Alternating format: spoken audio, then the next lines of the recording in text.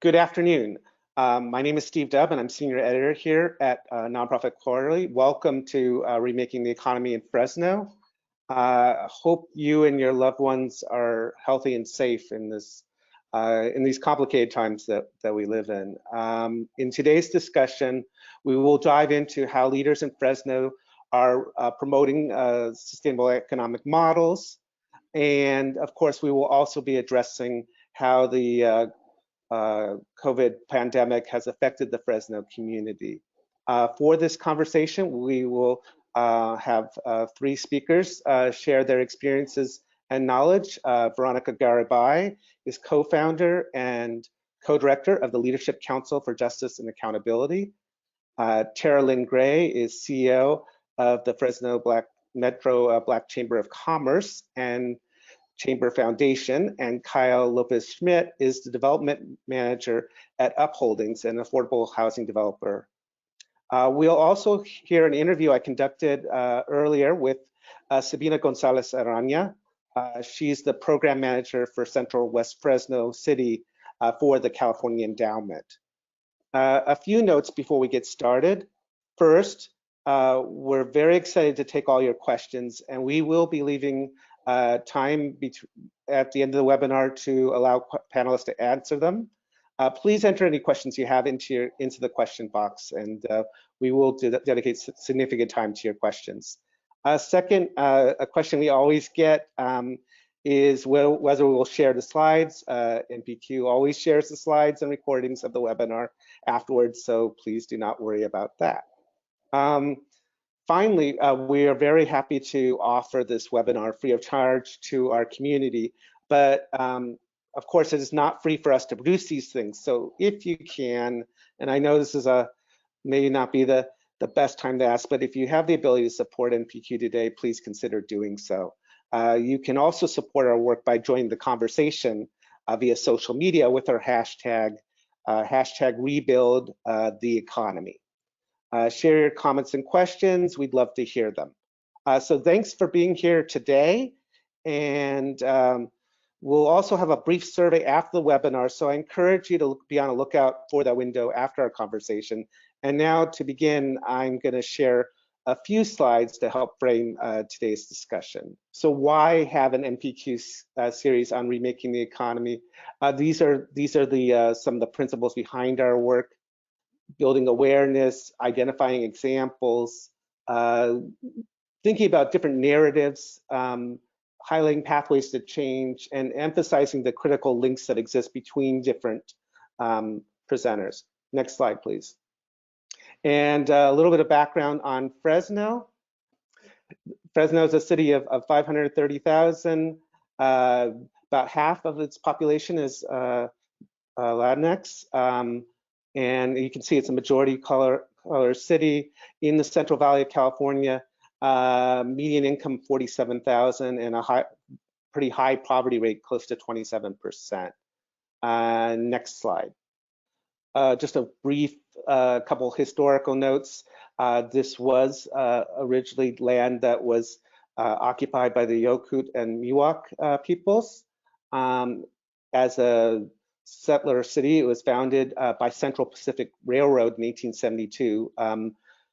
The word Fresno means ash tree, and there are ash trees in Fresno, of course. It's located in the San Joaquin Valley, $3 billion in annual agricultural sales. Fresno County happens to be the highest volume production agricultural center in the United States. Next slide. And one of the reasons we wanted to have this webinar was to highlight this Transformative Climate Communities Collaborative. I won't try to read all the text on that slide. You'll get those afterward. But be aware that this was a $66.5 million initiative that involves multiple components. And the proposal, the whole plan was developed through a participatory budgeting process. That's the most money that's been allocated through a participatory budgeting process in US history. Next slide. And so we're making a scheduled change. We had intended initially to feature Chicago as the end of our season, but we will do that in the fall. And in May, we will be bringing members of the Economic Justice Advisory Committee of Nonprofit Quarterly to have a roundtable discussion regarding system change and COVID and the role of nonprofits in the economy. And so I strongly encourage you to spread the word and to join us on May 21st. And more information about that will be forthcoming. And at this point, we will move to the interview that I did with Sabina Gonzalez Arana. Good afternoon. I'm Steve Dubb, Senior Editor at Nonprofit Quarterly, and we're here with Sabina Gonzalez Arana, Fresno Program Manager for the California Endowment. Sabina, welcome to Nonprofit Quarterly. Thank you, Steve. Thanks for having me. Great.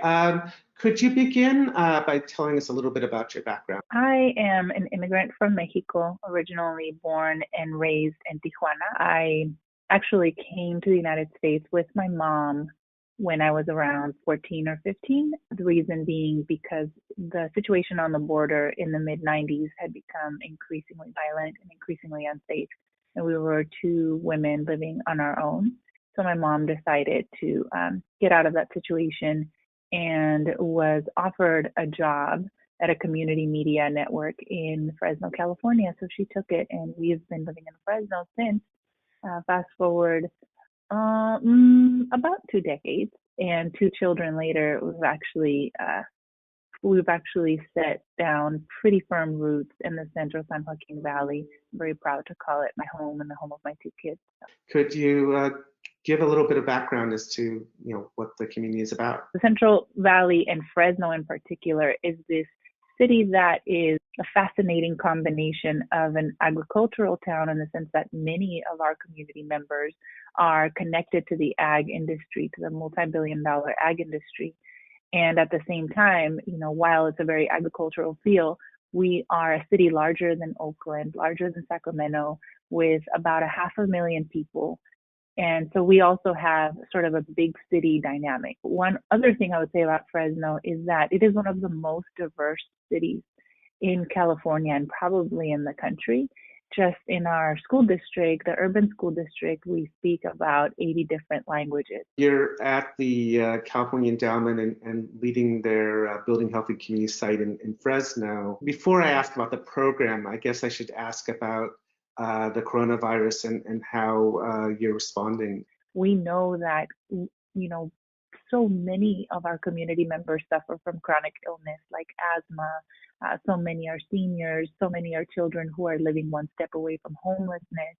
And this reality means that when and if this virus hits the city of Fresno, it can have devastating public health consequences, not to mention economic consequences. So we have been really, first and foremost, checking in with our grantees to make sure that their communities that they're connected to are taken care of, that we are being supportive of their grassroots emergency response plans, and that we work together with systems leaders to identify gaps in emergency response. In fact, one more thing I'll add is that the Central Valley is also known, and the city of Fresno is known for having one of the most impacted health systems and health ecosystems.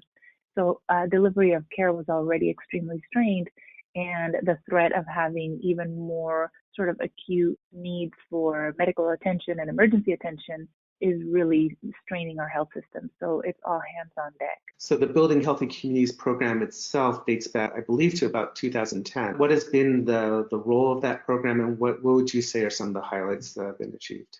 Our core belief behind building healthy communities is that inequity is the single largest threat to people's health and well-being. Our investment has really centered on investing in people power, investing in the type of infrastructure that allows communities that are hardest hit by health inequity to begin to mobilize and really to begin to connect with their own power to change their surroundings and their conditions. Why don't you go ahead and talk a little bit about the catchment area, Southwest Fresno, right? And maybe a couple of the partners and what they've achieved.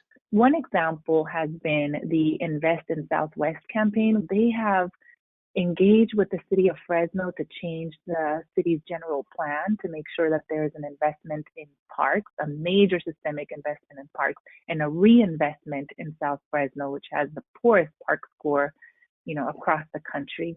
It has focused on relocating and frankly pushing out toxic polluters that were in the middle of residential neighborhoods. I mean, you're talking about battles like the battle to relocate Darling Rendering Plant, which is a plant in the middle of a residential neighborhood that was processing tons and tons of basically animal fat and waste that is then industrially treated to go toward other uses.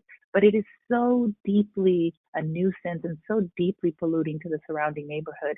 It took that community almost 15 years to get the city, the county, the appropriate powers that be to actually intervene and remove that and shut that factory down. That Invest in Southwest effort and that community campaign has taken on really the core of the types of policy and systems decisions that make South and especially Southwest Fresno such an inequitable place, to the point where if you grow up in Southwest Fresno, you are predicted to live 20 years less than someone who lived just a couple of miles north. I wanted to ask, and I think this is related, about the Transformative Climate Communities Collaborative. It was the largest example of participatory budgeting in the United States, $66 million that was allocated by a community process. Could you talk about that and how that occurred? The Fresno Transformative Climate Communities investment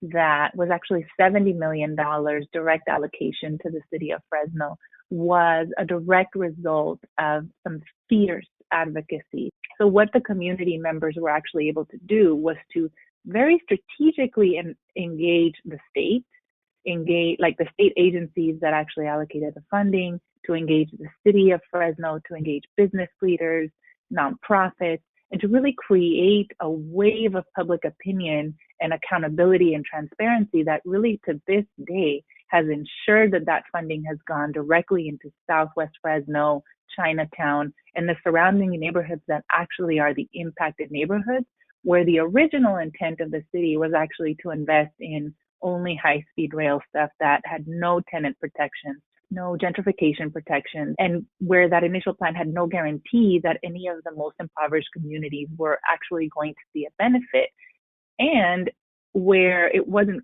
clear initially where the funding would actually go. I wanted to ask too about another initiative that started, or at least had its formal launch last fall, called Fresno Drive. What is the promise of that initiative, as well as some pitfalls that need to be avoided? This initiative really began when the Brookings Institution and Urban Institute, which are two national high-profile research and policy organizations, came to Fresno and let all of us know, hey, guess what?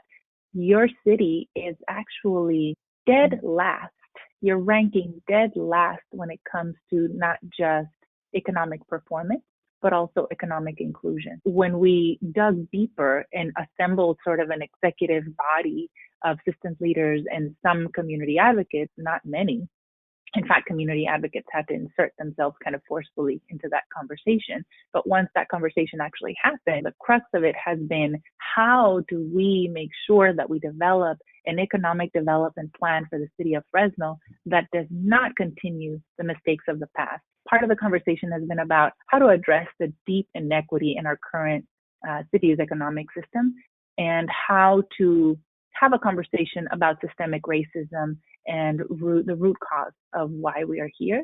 And another part of it has been to search for solutions, right? To look inside our community and recognize that communities, when they have voice and power to influence decisions, they actually have solutions for what they are facing, the problems they are facing, and they need to be captured and heard and institutionalized if we are going to move forward in a way that is competent and effective.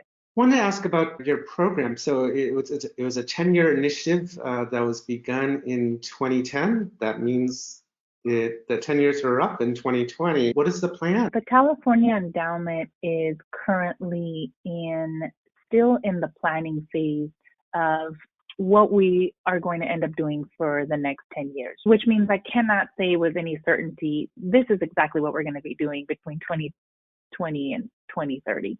But what we can say, and what our board has been very clear about, and our CEO has been very clear about, is that there are things that we learned from building healthy communities that we will not let go of, and we in fact will continue to build upon. And in fact, what we've seen across our 14 communities, with Fresno being one of the sort of big examples of that, is that when that community energy gets going and community residents really connect to their own power to change the conditions that make their health, that affect their health, that all of a sudden begins to produce policy changes, systems transformations in the systems that shape their lives. Once parents kind of start to get their hands dirty and start to advocate and organize each other and mobilize themselves and hold these institutions accountable, once they get a taste for the fact that they can do that, it spreads like a wildfire, which is why we across the state have tracked that our direct investments have resulted in at least 1,200, I think more, 1,200 policy and systems change victories that are driving our systems toward health and racial equity. Before I conclude, is there anything else that you would like to add? So we really are hoping that our investment can not just be about making people healthier, but really to help our communities and our country reckon with deep-seated and deep-rooted inequities that we have not reckoned with as a country and that we have not really meaningfully discussed. There's some healing and some restoring of relationships in our country that needs to happen. And at the California Endowment, I'm confident that we see ourselves as playing an important role in pushing toward that moment where we will reckon with ourselves and with our past and really move forward as a country. So we know we're not alone. We know that we are a part of something larger. Great, thanks. Sabina Gonzalez Arana, thanks so much for being here with Nonprofit Quarterly. Thanks for having me. And now we'll go back to the webinar. Now we're going to go up with Veronica Garibay. Veronica, you're on. Thank you, Steve. Hi, everyone. My name is Veronica Garibay. I'm the co-founder and co-executive director of Leadership Council for Justice and Accountability. We are a social and environmental justice organization based in the San Joaquin and East Coachella Valleys, working directly with lower income communities and communities of color to advance policy, sort of ensure equal access to opportunity. And sort of our work is sort of, we work on the interrelated issues of land use, housing, public investment, climate, air quality, and just upholding and protecting civil rights and public participation at local, regional, and state governance levels. Next slide. So I want to talk a little bit about Fresno and sort of, I think Steve and Sabina have talked a little bit about our community and sort of who we are as people and who we have been and sort of where we see opportunity. As you can see, we work directly with neighborhoods in South Fresno. And if you don't know, Fresno is the 5th largest city in California. And a lot of people don't realize that, but we're a pretty big metropolitan area with a lot of opportunity, and sometimes sort of our systems and institutions are not built in a way that really allow all of us to thrive and really allow communities of color and lower income neighborhoods to have equal access to opportunity and sort of the right to live in healthy and dignified neighborhoods. Over the last few years, we've worked on a number of issues. On the screen, you sort of see development and growth trajectory of the city of Fresno. So if you're looking closely at the map, you'll see how the city expanded outward and sort of went through a pattern of sort of sprawl and development that not only created deep pockets of poverty, but also contributed to racial and economic segregation across the city, took away resources from neighborhoods that really need them, and contributed to worsening air quality, public health, and economic conditions in neighborhoods in the southern part of the city. As the city grew to the north, so did resources and investments. And so we see sort of some of the outcomes, and Sabina has talked a little bit about what those look like in Fresno today. And oftentimes, we hear a lot about the American dream, and the American dream for whom? who benefits, who really has a real shot at building towards that and securing safety, stability, and health for their families and future generations. And so the reality is that for many Fresnans, especially those in South Fresno, that's simply not a reality. Fresno and the San Joaquin Valley and beyond, as you'll see on the map, is also home to some of the most disproportionately burdened neighborhoods across the state of California. That map is the California EPA CalEnviro Map that looks at a number of indicators to sort of look at census tracts to assess exposure to pollution and impacts to communities. And you'll see that Fresno, the city of Fresno, it didn't zoom into the city of Fresno, but the city of Fresno has sort of the most census tracts that are considered the most disproportionately burdened by multiple sources of pollution in the entire state of California, which is part of the reason why, and frankly, well, actually the reason why the Transformative Climate Communities investments made its way to Fresno a couple years ago. I would be remiss to not acknowledge the very real COVID impacts in Fresno and beyond. Across the country, there are 22 million people who have filed for unemployment. In California, the last number I saw was 2.7 million filed for unemployment insurance. All of that in a matter of 3 to 4 weeks. That is significant. We are facing unprecedented economic times at a global scale, which should terrify and motivate all of us to work together to sort of identify a solution, respond to emergency needs and opportunities, and make sure that we're building a much more equitable economic future. And I also will note that Black and Brown communities are most impacted, disproportionately impacted. People who are being diagnosed with COVID, dying of COVID, are also the same people who live in neighborhoods who have been ignored, who have been neighborhoods that have been disinvested in, neighborhoods that have been excluded from power and decision making, and neighborhoods whose health we have not prioritized. With that said, though, there's incredible resilience and power in Fresnans. We've had the privilege to work with community residents on a number of policy and investment advocacy efforts, including the Transformative Climate Communities program, to make sure that the resources really reach the communities most in need, and that community is leading the way, and we're not dependent on system leaders and institution leaders to sort of make decisions for us without us. And so, I really sort of want to paint the picture that while there are sort of significant challenges, and we're seeing those challenges and deep racial and economic inequities magnified by COVID-19, there is resilience and community in Fresno, and that's what has led to significant policy and system change, and what will lead to really powerful work in the years to come. Next slide. This is an example of sort of what happens in Fresno. Sort of the map, you'll see the city of Fresno's proposed South Industrial Priority Area. The city has identified nearly a 6,000 acre geography where they plan to facilitate, subsidize, and develop heavy industrial uses, light, medium, and heavy industrial uses as a way to drive the local economy. What's not pictured in the map are the thousands of residents living within and immediately adjacent to this site, the schools, child care centers, parks, other community centers within and in close proximity to the site. And so often what we hear in our community is that you can't have both. You either choose to have a job or you can choose to have clean air.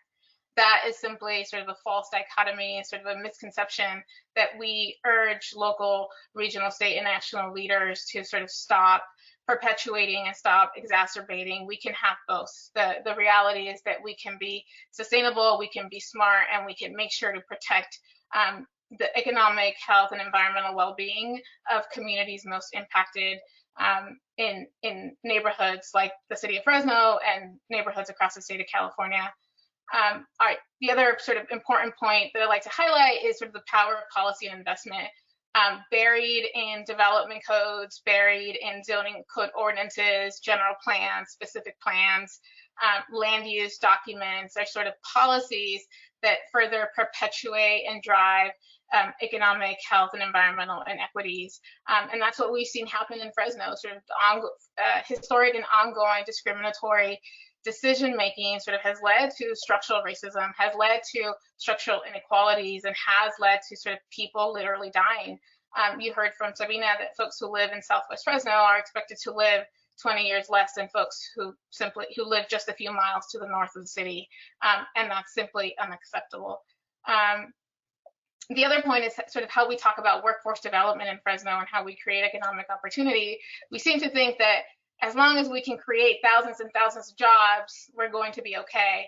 And as we're seeing now, when we're creating jobs that don't provide a living wage, don't provide sick leave, don't provide other safety net benefits that people really need to rely on, we see what happens when there are downturns in our economy, when we are facing pandemics or other disease or other sort of disasters at the local level. And we really need to fundamentally shift how we think about and how we talk about workforce development in a way that supports communities that invest in workers, truly invest in workers, support small business development, especially minority and women-owned businesses, and that conversation at the city level hasn't happened with community. It needs to be a part of that, especially as the city considers sort of status quo, sort of industrial manufacturing development that will continue to harm and sort of perpetuate environmental injustices that we see in our community. Finally, sort of this other important point in Fresno is power and who has access to decision making and who doesn't. You know, the TCC example that was noted is sort of was unique, and it was a one-time thing, and we hope that it would lead to sort of a culture shift in the city of Fresno into how it decides to both adopt and implement policy, but also how it decides to allocate resources in the city. Communities are excluded. You sort of have to be part of institutional systems leaders and power brokers to have access to those who are making decisions, and really work to be heard and work to be acknowledged and your well-being acknowledged. We're seeing the impacts of not acknowledging Black and Brown communities now, and what has happened in what's happening due to COVID. And so I'll wrap with this final slide to sort of talk about, how do we move forward? So if what we've done hasn't worked, what will work, and how do we fundamentally sort of redirect and shift course in a way that really allows us all to thrive financially, to be healthy, and to live in dignified and healthy neighborhoods. And the way we see it is, given what's happening now, even before the pandemic, we really need a climate-focused economic recovery. COVID-19 is only showing us sort of what the level of response, the level of investment, the level of attention that we will have to, as a country, as a community, as a state, that we will have to take to respond to the impacts of climate change in our communities. And if we think that the multi-trillion-dollar investment packages that have been passed at the federal level, that the state is considering now, we're going to need significant public investment, including private investment, to sort of put 22 million Americans back to work. And while we haven't pulled the numbers in Fresno, we estimate that sort of unemployment levels will rise, and people who are already disproportionately impacted will see those inequities further exacerbated. Yeah, and I'll just end with, we need to acknowledge and address underlying conditions, ensure authentic community engagement, and really work on policy and systems change that really sort of fundamentally shift culture and decision making in a way that protects those of us who are most vulnerable. Thank you. Thanks, Veronica. And next up is Carolyn Gray. Tara? Thank you, Steve. I am Carolyn Gray, Chief Executive Officer of the Fresno Metro Black Chamber of Commerce and Chamber Foundation. where we engage, educate, and empower Black businesses throughout the Central Valley region. We do so through technical assistance, capacity building, and advocacy services. Our vision is that we one day have a free and open market without political, economic, and social barriers to the financial success of Black-owned businesses. We want a Central Valley where Black-owned businesses thrive and have equitable access to opportunities so that they can create jobs and create wealth. During the last 3 years, FMBCC has focused on identifying and eliminating barriers to success through community engagement, education, mindset development, economic empowerment, and of course, advocacy. And we plan to continue our mission as we execute our strategic plan to develop community awareness of critical issues and opportunities, and provide education, technical assistance, and support to our existing members. We also make it a priority to foster a collaborative environment across private and public sector organizations so that we can leverage resources and diversify funding streams and advocate for policy that supports our target population.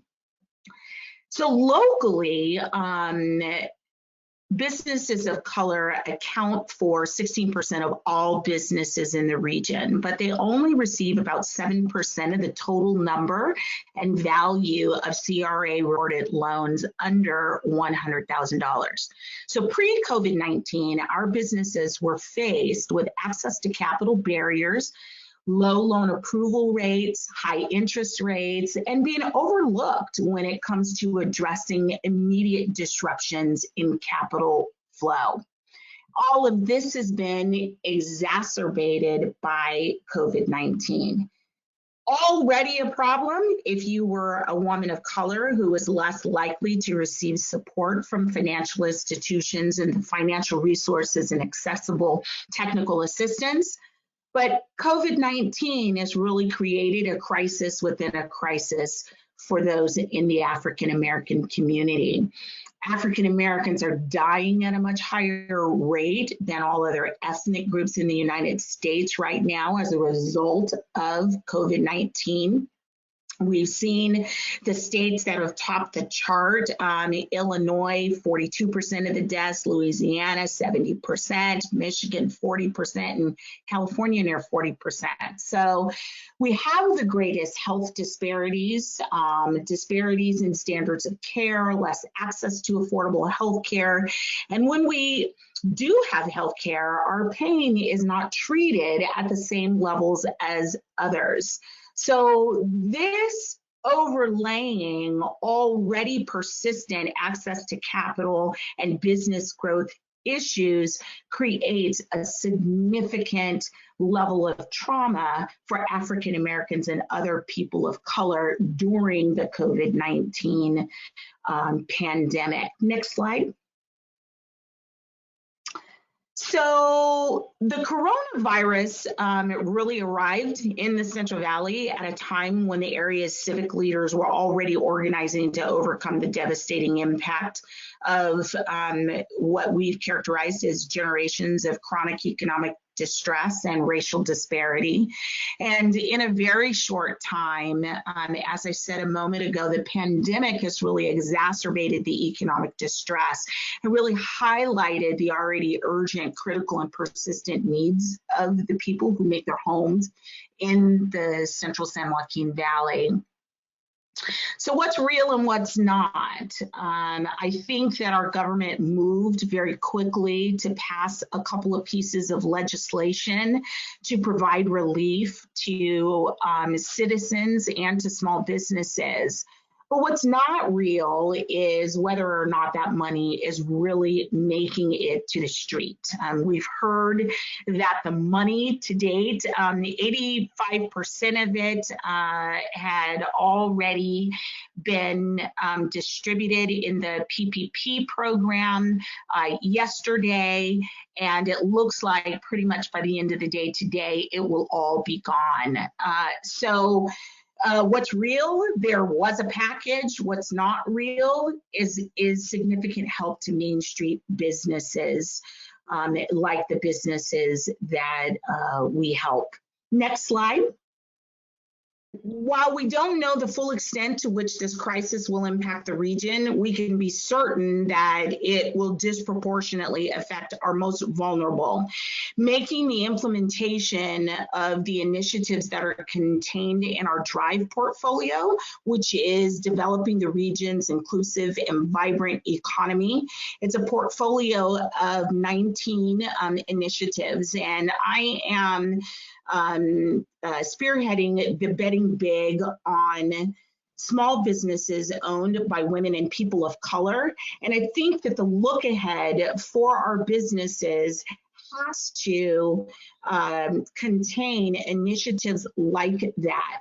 Initiatives that look at developing a large number of small businesses that can really shore up the economy to replace the ones that are being devastated now, or to even galvanize the ones that are experiencing difficulties at this time. In addition, we've got to upskill our labor force. We've got to find ways to support our manufacturing sector, and we've got to attract businesses to the Central Valley.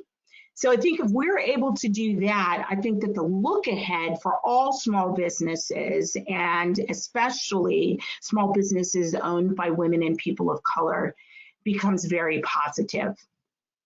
We've also, very importantly, need to focus on the census.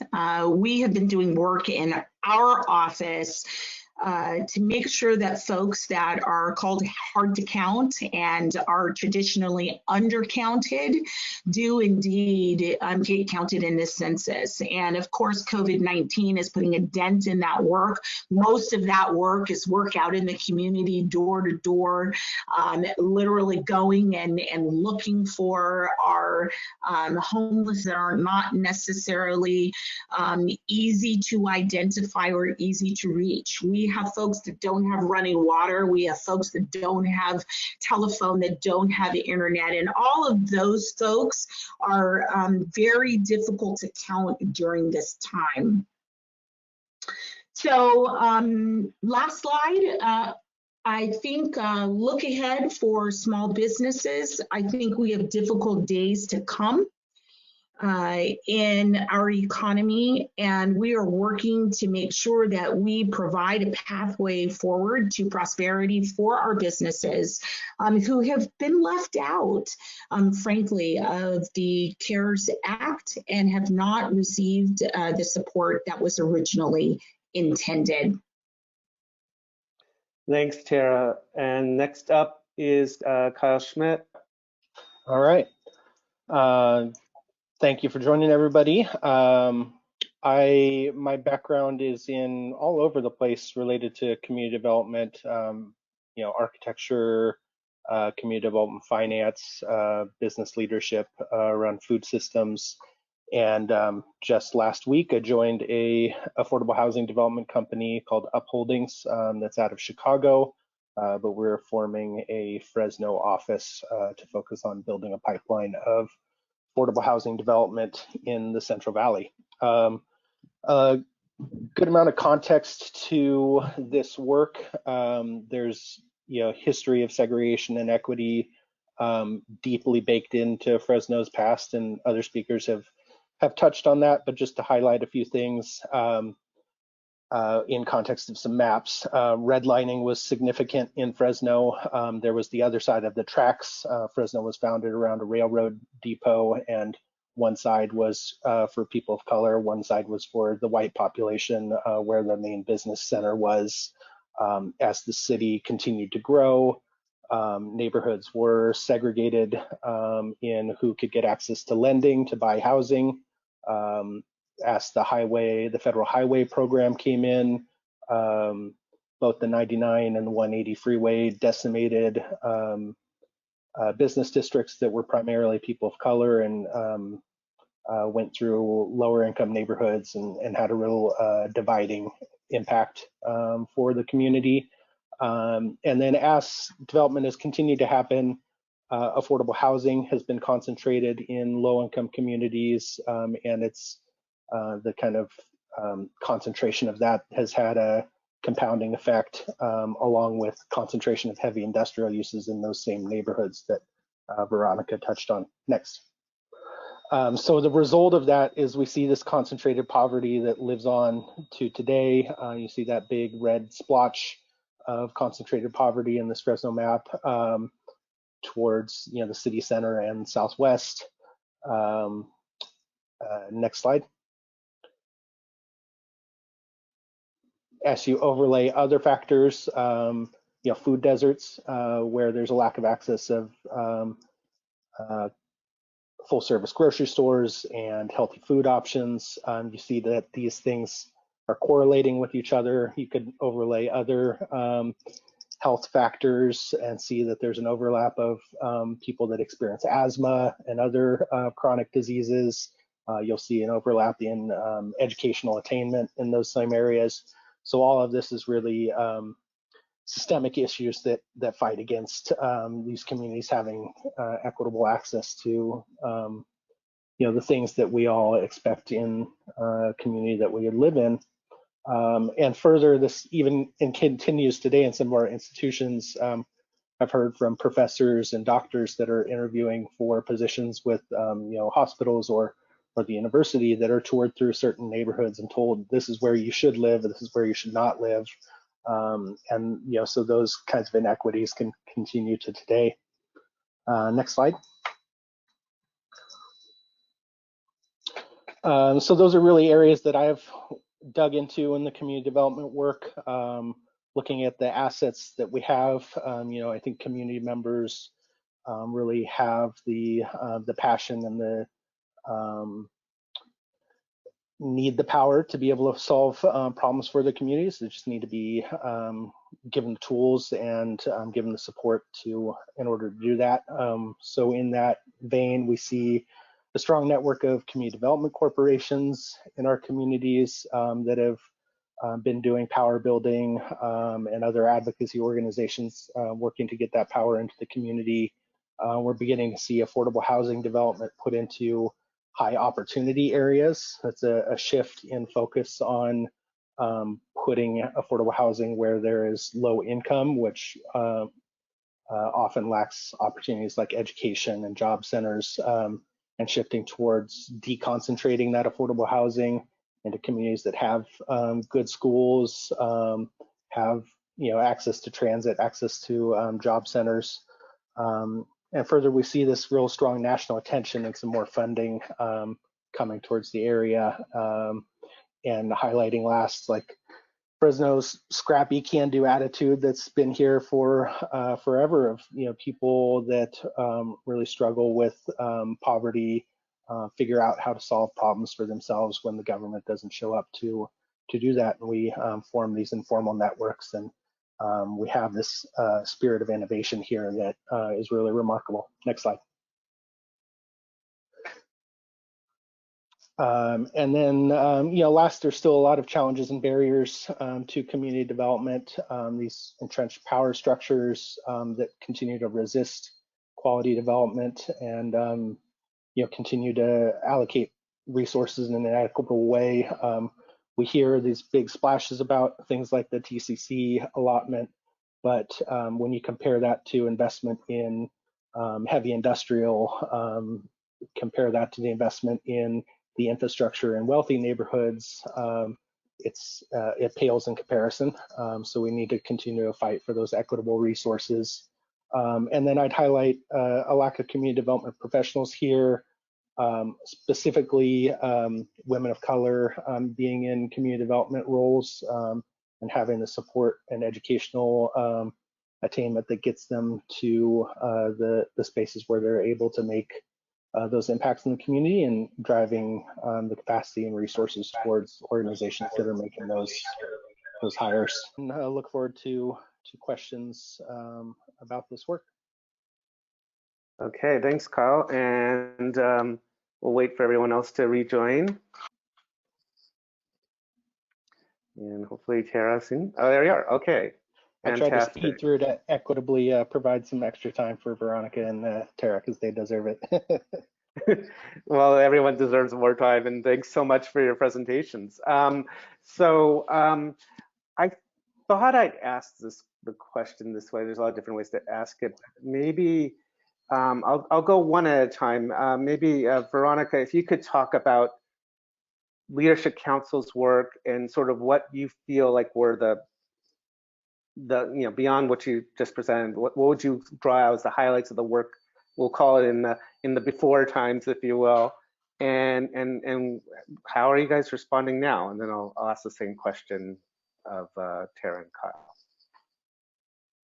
Sure. I think the highlight of the work, the highlight sort of the privilege to be able to work directly with community residents to both develop and implement innovative and creative advocacy strategies to address their priorities, which range from access to safe drinking water to access to safe and healthy housing to stopping polluting industries from going up literally across the street from them. I'll note that we worked with a community group in South Fresno that sort of fought the development of a 2 million square foot industrial facility that was approved by the city of Fresno without an environmental review or public health analysis that we ultimately challenged in court, but the state attorney general, Javier Becerra, intervened in our case against the city of Fresno for how egregious it was. And so I think that the power and willingness and sort of the can-do attitude that Kyle just talked about is very real in Fresno, and I would say that's sort of the highlight of our work. In terms of how we're responding, obviously it's really hard as sort of an organization that it has a community organizing model to not meet in person, go door to door, be in community on a daily basis. We have sort of shifted our advocacy first and foremost to contact every resident on our contact sheet to make sure that they are okay, that they have access to resources, that we answer any questions, that we connect them to appropriate resources if need be. And we are developing sort of new new ways of organizing through virtual Zoom meetings, Facebook live chats, digital organizing, and sort of using different digital platforms that will allow us to stay connected. We just recently developed how to download Zoom and use Zoom and join a call via Zoom for community residents in English and Spanish. It's being translated in Hmong for our community now. And that led to like the first 3 successful community meetings last week via Zoom. And so, trying to sort of, we know that the advocacy is more important than ever. We learned, I graduated from college in 2008, so I came into the last economic recession and now sort of feel like we're living it all over again. I learned a lot during my work in that time and sort of have a lot of lessons learned, so that we know that the advocacy is so much more important now, and so we're finding creative ways to continue that at the local and state level. Great, thanks. So Tara, I know a lot of your work has been around equity and race in business, so could you speak to some of that? And then, obviously right now, a lot of businesses I'm sure are going through, as you were talking about, the Paycheck Protection Act and all those different benefit programs that are trying to deal with the crisis. So I'm sure that you have a lot of stories to tell about that. So yeah, give us a sense of both. Okay. One more time. Me and sound today. I don't know what the problem is. The devil is always in the details.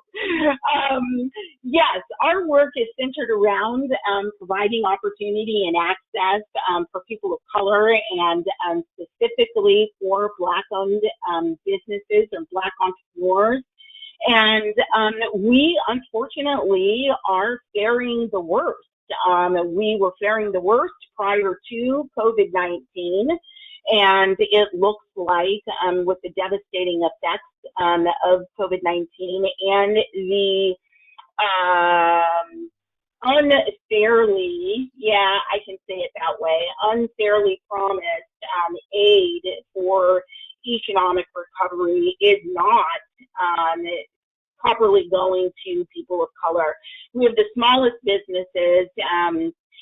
While 80% of the jobs in this country come from small businesses, when we break down what small businesses are and look at the number of employees and the amount of revenue, the vast majority of people of color are operating small businesses with less than 5 employees and under $1 million in annual revenue. Based upon the guidelines put for the economic injury disaster loan and the separate PPP, which is the Paycheck Protection Program, and both of those were created by the CARES Act, our businesses are not receiving that aid. The $10,000 advance that was promised by the SBA has evaporated. It has now become a $1,000 per employee advance, and that's pending additional loan funds. So for our businesses, it looks like it's capped at, if you've got 5 employees and you're, at the top end of those micro enterprises, then you might get $5,000. But for the average, in that category, we're looking at $1,000 to $1,500. And frankly, the message from Washington with that is you might as well go file unemployment for unemployment benefits, because you can actually make more on unemployment benefits as a solopreneur than you can to continue to make your business viable. And I think that that is really sending the wrong message to our businesses. Thanks. Kyle, so you've worn different hats at different times. So I certainly want you to talk about upholdings, but also, you were involved with a lot of food system work, both at the Food Commons and Community Vision. So talk a little bit about sort of what the food justice movement looks like in Fresno, and then what things are looking like now, especially for farmers of color. Sure. To be honest, we have a food system that's broken. We've got a valley that is hugely productive, but a lot of that bounty is commodity based and sold to the global market. And then some of our highest quality produce that's sold fresh goes to the LA and the San Francisco market because it can demand a higher dollar there. And what we're left with is a lot of neighborhoods that struggle with food access. We have, Fresno and Bakersfield are the kind of healthiest cities in California, in some ways hungriest cities in California and hungriest cities in the country, because of the way our system is built. And you go to grocery stores in Fresno and you find produce from all over the world, but you don't, it's hard to find the local products. So those are a lot of those systems are built at a scale that it's really hard for small farmers to interact with. And highlighting Tara's point, a lot of those small farmers are farmers of color. The 20-acre, 10-acre small farms that are really held out of the food system. Over the last week, kind of in between my jobs, I did a little bit of value chain coordination work between the UC Cooperative Extension Small Farm Advisor that's working with a lot of small farmers that have lost markets because of farmers markets closing in the LA and Fresno area, or San Francisco area, as well as a lot of restaurants that they serve closing, and them trying to find places to get their produce. Meanwhile, grocery store sales are going up, food distribution centers distributions are going up, food banks, but those are both scaled in a way that these small farmers can't sell into those spaces, so they're left out. So what we need is more right-sized scaled distribution infrastructure, companies that are working with small farmers to aggregate and to work on the food safety standards that are usually just administrative steps, not really anything that's making the food any real healthier quantitatively, but just tracking it better, and being able to get those systems applied to small farms so that they can be in the markets that exist. Great, thanks, Kyle. So I got a question from the audience for Veronica, I think, although anybody else can jump in on this, but it was, how did the so there's the AB 32 money, the money that went to transforming climate communities. You know, how were community members involved? Obviously, there was a struggle to get community members involved. How did that actually work in terms of actually, you know, having a process that fairly reflected community interests? Sure. I'll start by saying that there was a lot of community ownership and buy-in over the Transformative Climate Communities program because it was community residents from environmental justice communities that conceived of the concept to begin with and helped craft the authorizing language that essentially created AB 2722, which was the bill that created the Transformative Climate Communities program in California to begin with. So residents were like, this is something that came from community meetings late in the evenings and organizing, and so there was a lot of buy-in for that. And you know, throughout they were engaged through the legislative process to move the bill from the Assembly to the Senate and eventually to the governor's desk for signature, and ultimately the governor signing it in Fresno, of all places. So community residents were already aware of this program, the potential impact of this program, and that it was designed to benefit communities most disproportionately burdened by multiple sources of pollution, and designed to address public health, economic stability, and reduction of greenhouse gases. And when the funds were announced that the funds were going to come to Fresno, there was already a process in place where the city had convened local leaders to sort of help decide how to spend the money in a way that would facilitate investments in and around the future high-speed rail station area in Fresno. Community residents caught wind of that. They worked really hard to pass that in the legislature. They know where this investment needs to go, and that was in Southwest Fresno. And so we worked with community residents, other organizations, including Fresno Building Healthy Communities and others, to sort of advocate, and as Sabina noted, to launch an advocacy campaign that engaged at the local, where we engage at the local level and at the state level with the State Strategic Growth Council responsible for administering this program and allocating the funds.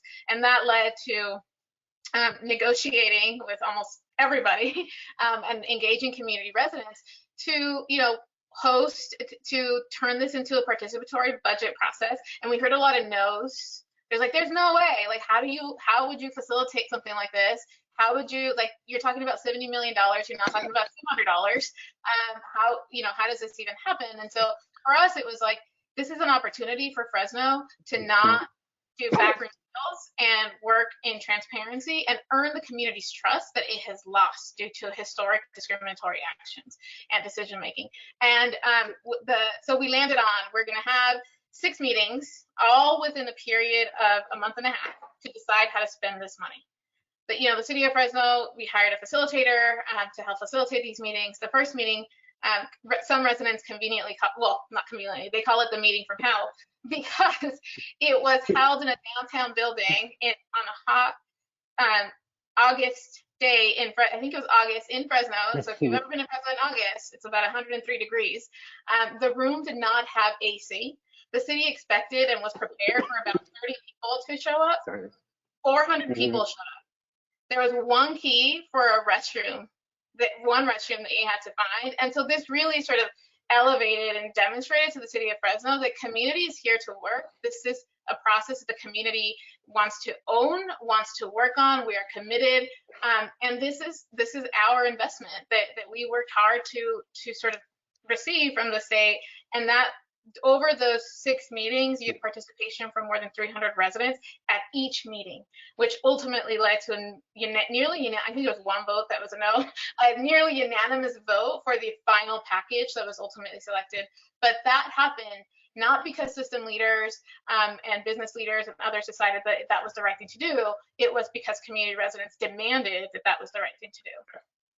Great, thanks.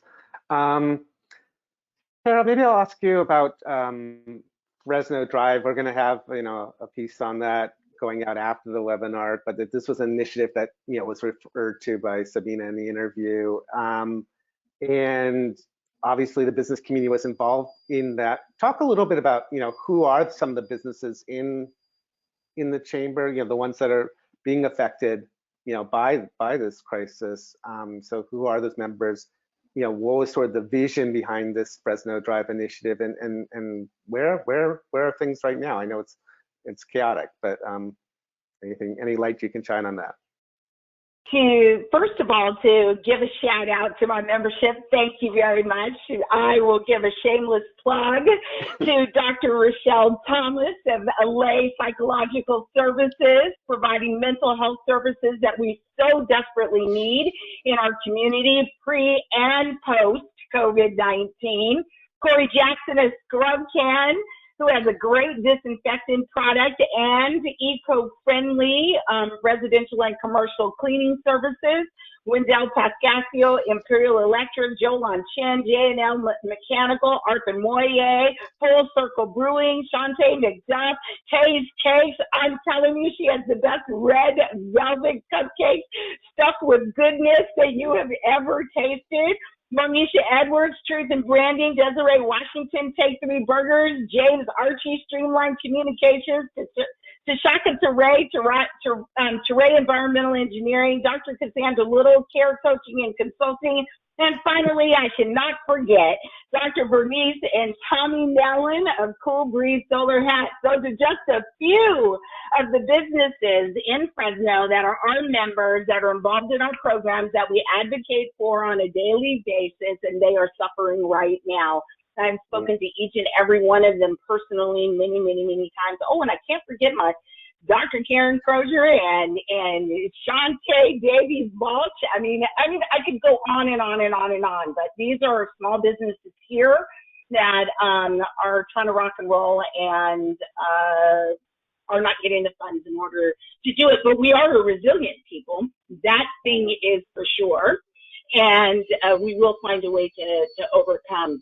So on to Drive. So Drive has engaged over 300 community leaders, and those leaders and core executive committee and some work groups have put together 19 plans, 19 business plans, 19 initiatives that represent various different things. We've got a race and equity committee that's got some powerhouses on it that are attempting to address the real race and equity problems that we have. And we can't, if I could, Steve, we have to be real honest about the role of racism in our history as a country and our history as a state. I mean, we started out with wars against the Native American tribes, discrimination against Native peoples, the enslavement of Africans and the oppression of African Americans after the end of slavery,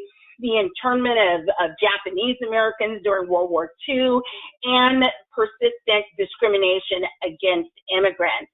So all of this informs how we act as a people, and we can't deny that superiority or inferiority is assumed or presumed based upon race. And so that plays a major factor or plays a major role in how economics plays out, how government contracting plays out, and all these playing fields that are supposed to be level that indeed are not. And so what Drive is really attempting to do is to bring forward that conversation about race and equity, to take it out of the offices of a few brave souls and to really kind of put it on the center stage, which really happened at the initial Drive meeting. It was like, hey, folks are saying if we're really going to solve this problem, if we're really going to bring equity, if we're really going to move the folks of the Central Valley up on the economic mobility ladder, we cannot do it if we don't talk about race, if we don't talk about ethnicity, if we don't talk about language barriers. If we don't do that, we really can't be effective as a whole in bringing jobs and in upskilling our people, in creating an environment where folks want to have a second office. We can't improve the skills of manufacturing employees unless we bring them a curriculum that is culturally competent and takes into effect different language barriers. So I think in effect, that's what Drive is really attempting to do, in some ways, to be an economic agenda for all of the Central Valley, hitting all of the different pockets of disadvantaged folks in communities. Great, thanks. Kyle, I thought I'd follow up with you. Just you talked about the state of the food system. One of those 19 plans, I believe, is food system related. Yeah. Can you cover any highlights of that? Yeah, I mean, it's been a complicated process, and one that I think, like Tara's mentioning around centering race and equity, this is one issue that is getting closer to funding from the state government, and one that was quickly losing its equity and racial justice focus to it, and becoming an institutional one of serving, UC Merced and Fresno State. And so we had to like recenter that, and it took a deliberate process of us organizing kind of a sidebar of the California Alliance for Family Farmers, the California Alliance for Agroecology, and Leadership Council coming together to figure out, and UC Extension Small Farm Advisors saying, what do we need for the future of food in Fresno, and look at what the institutions had proposed, and seeing that that's not what we need, and that's not what's going to make the difference in transforming our economy in an equitable way. So that's in the process of being kind of like retooled and reworked, and I think that's something that we need to be prepared to do, of like, realize it's gone down the wrong path and feel okay with backing up and recentering the issues that are important, because it's very easy with these power structures and the systems that we have for it to very quickly get co-opted by an institution to not make the difference that we want it to. So that's where we have to stay diligent and keep bringing these issues up. It might seem like a broken record, but like we have to get that traction. So that's an important one. Great, thanks. So I had an interesting question come in from the audience, and this person is from Santa Fe, New Mexico, and they have an effort to create a public bank there. Of course, the state of California actually passed enabling legislation. So the question to anyone who wants to take it up is, if Fresno had a public bank in place, how do you imagine it could influence your recovery? Tara, I think you're trying to talk. No, actually, I was just saying, wow, that's quite the question. A public bank, and how could that aid the recovery? Well, by the people, for the people. I don't really know. You mind if I take a stab? Yeah, go for it. I think some things that we've experienced in the CDFI world that relates strongly with small business is that, and I think it affects banking as well, is capital will flow in ways that is the easy, kind of taking the easiest path, and that will continue in equity because capital breeds capital. You have money, you make more money. If we're trying to make an impact in low-income folks, in diverse folks, it takes hard work and takes preparation and takes building capacity along the way, and that's sitting down with folks over a kitchen table and working on their books, and making sure they have connected to the right relevant consultants, making sure that those consultants are diverse in order to get businesses and people ready to accept capital in a way that's not going to tank them by taking on too much debt. So that's always what I'm telling people when they're looking at investments in the Valley. Where can I put capital? It's like, you better bring along technical assistance money with it so that you're going to be able to make that impact. Great, thanks.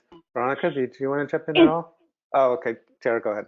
All right. And then I'll wrap. I was just going to say, I think that Kyle's point is an important point, but I think a bigger point that we have to grab onto, I think collectively as a society, decision makers matter.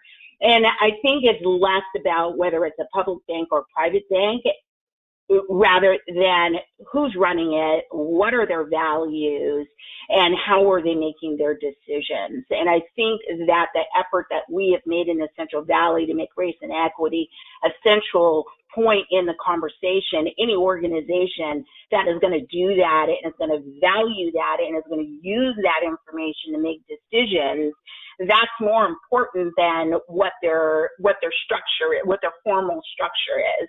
It is whether or not they're considering and creating equity in the decisions that they make. Great. Veronica, any thoughts you have about if there was a public bank in Fresno, what would it invest in?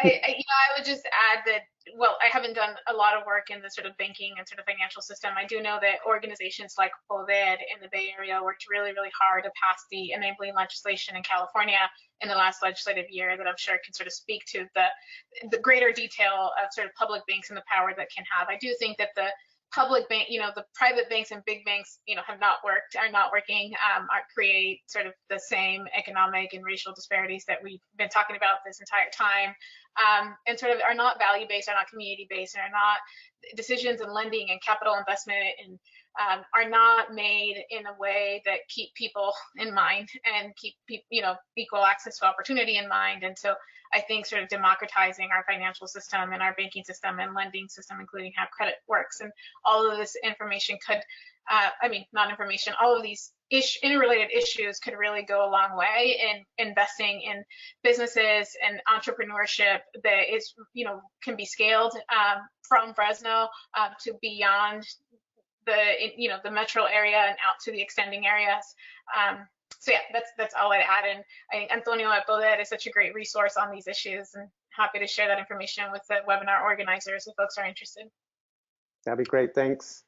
So another great question that came in, what are some city and level policies and initiatives that are being considered right now in Fresno because of COVID that could actually become part of a longer term recovery? I can talk a little bit. Go ahead. As part of COVID, we worked a lot on keeping people in their homes. So you can't shelter in place or if you don't have a home. You can't wash your hands if you don't have running water in your home. And so we have worked with the city of Fresno and community residents to inform the development of Fresno did pass a local ordinance to protect tenants from eviction. There are state actions that have been put in place by both the governor and the California Judicial Council, sort of the courts, to essentially that would essentially delay evictions from happening, but it wouldn't stop them from happening once those delays are over. So in Fresno, to their credit, sort of they did work to adopt an ordinance that would that creates a defense to eviction. So if a tenant is taken to court, they then have a defense and a reason, they have a defense to protect themselves from eviction when the delay that the governor and the judicial council have put in place. And so I bring that up because I think that is an opportunity. We know what happened in the last economic recession when people lost their homes. Not only are you losing your home, you're also losing your credit, you're losing resources, you're having to choose between paying for food, medicine, or housing, which then creates a whole host of other issues. You could potentially lose employment, people are unemployed, and sort of all of these issues that are then compounded on top of one another that create further inequity. And so we are working with the city of Fresno to strengthen that ordinance. It has an end date. We're working to expand that and expand those protections to include folks living in mobile home parks, for example. Make sure that for workers and people who can't pay rent, there's like a burdensome documentation process. For people who work in the informal economy or are paid under the table, for example, they're not going to get a letter from their employer that says, I can no longer pay you, or you are now laid off, or file for unemployment. So we are working with the city to do a little bit of that. that could have, will have long-term, sort of short and long-term implications that will impact the stability, the housing and economic stability of Fresno's. The other piece that's really important that we're working with community residents is local budget advocacy. The city of Fresno is preparing its next fiscal year budget that will look dramatically different than what it looked like last year. And so we're looking and combing through the currently adopted budget to identify priorities, but we're also we learned a lot from the American Recovery and Reinvestment Act in 2008 and how those dollars went or didn't go or didn't reach the communities that it really needed to reach. So we're not only looking at sort of the dollars that are going to run through community development programs and other housing programs to local governments and local jurisdictions to make sure they're using these resources creatively, like for example, creating a rent and mortgage relief fund that will, people may not be able to pay rent for the next 3 months, but we can't expect people to have $3,000 to $4,000 laying around to pay back rent, 3 months from now. And then community development block grant dollars can be used for stuff like that.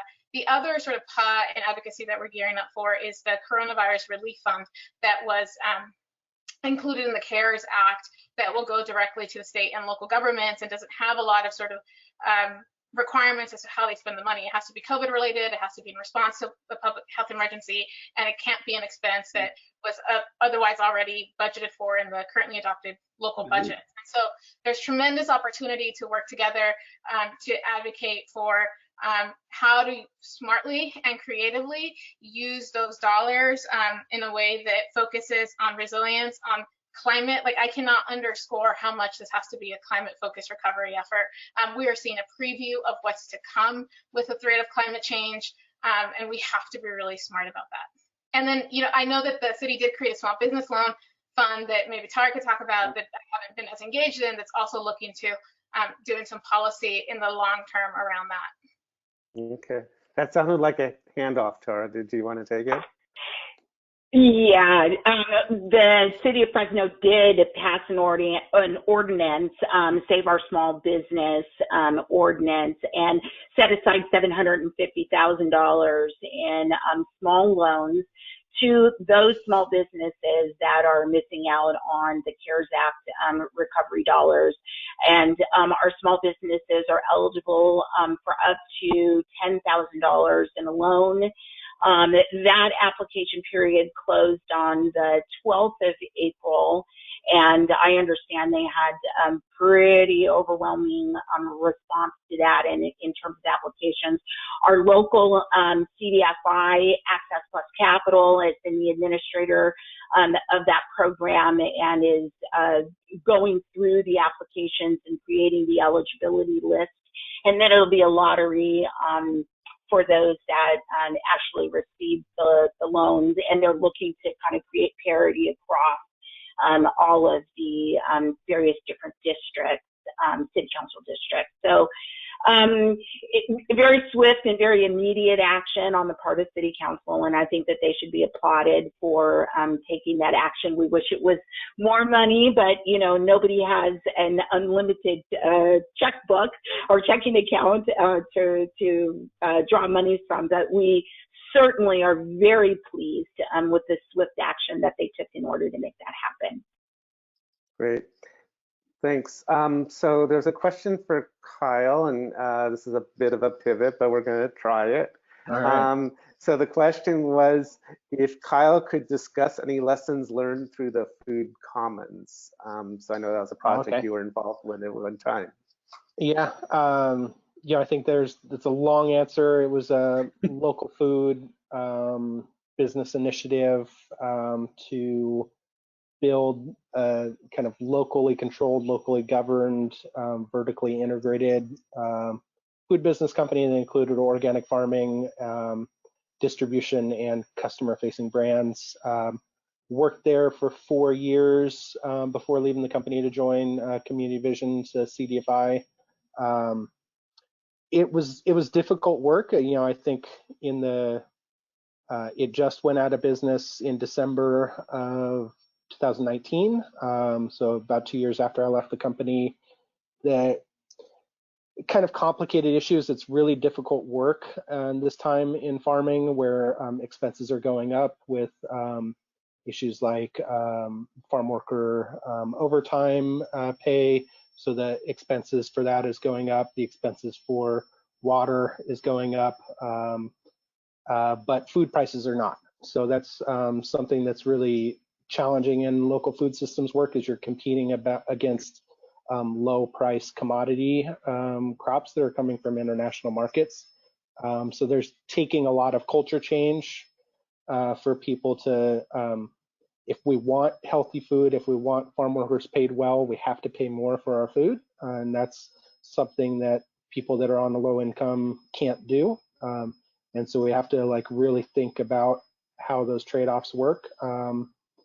You know, those are the kind of big picture things that I think were difficult in Food Commons finding success. And I think the other is when we want to have these big systems changing organizations to build, we need to build longer runways so that they have the flexibility to experiment and fail without collapse, you know, of like trialing ideas and innovating till you get to that point of sustainability. And that was one challenge of the kind of runway of subsidy and funding fell short of what the organization needed in order to get a good foothold and be profitable. Great, thanks. I think it's an important example, so I'm glad you could talk about it a little bit.